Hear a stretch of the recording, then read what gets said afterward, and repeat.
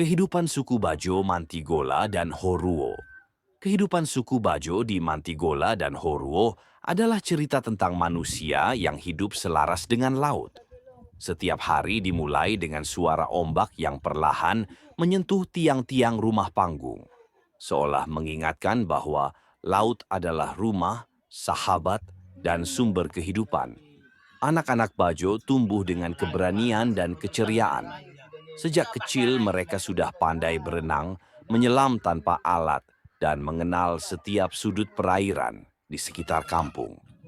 Kaum dewasa menjalani hari dengan memancing, menyelam mencari hasil laut, atau memperbaiki perahu dan alat tangkap. Laut bukan sekadar tempat bekerja, tapi bagian dari jiwa mereka. Perempuan Bajo pun berperan besar, memasak hasil tangkapan segar, menjaga rumah, dan merawat tradisi. Saat senja tiba, seluruh kampung seakan bersinar oleh cahaya matahari jingga yang memantul di permukaan air, menciptakan suasana damai yang sulit dijelaskan dengan kata-kata. Tradisi, bahasa, dan budaya terus diwariskan dengan bangga.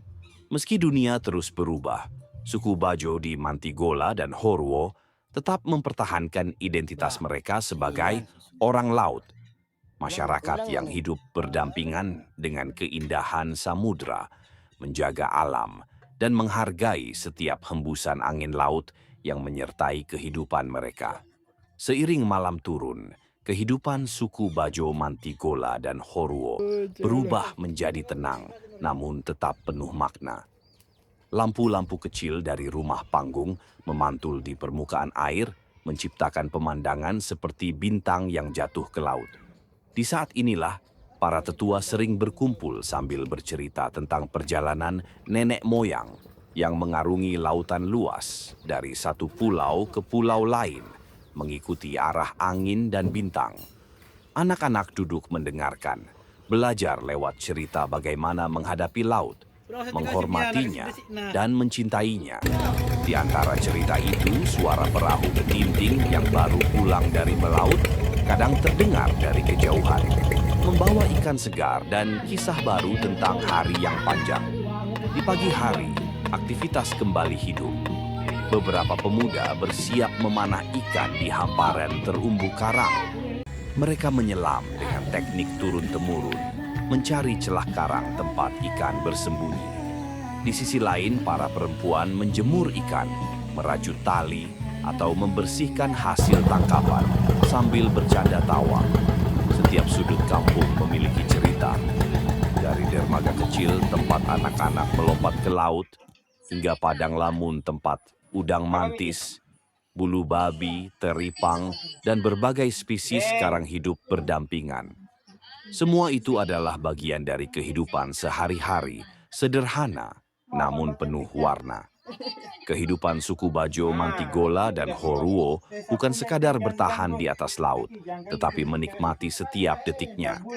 Mereka adalah penjaga laut, pewaris budaya kuno, dan saksi keindahan alam Wakatobi yang tak ada duanya.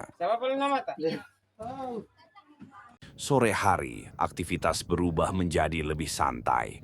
Para ibu duduk bersama merapikan jaring, menjemur ikan asin, atau mengupas kerang hasil sore itu.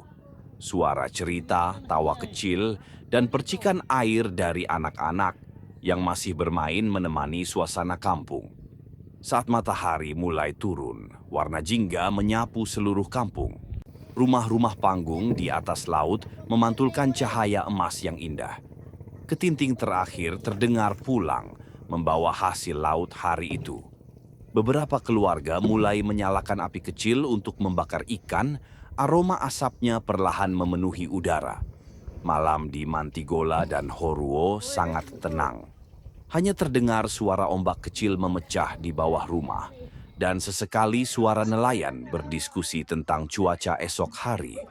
Di atas laut yang tenang, lampu-lampu rumah terlihat seperti bintang yang turun ke permukaan air. Begitulah kehidupan sehari-hari suku Bajo. Sederhana, dekat dengan laut, penuh kerja keras, tapi juga penuh kehangatan keluarga dan kebersamaan. Laut bukan hanya tempat mencari makan, tetapi juga tempat lahirnya cerita, tradisi, dan identitas yang sudah mengalir turun-temurun.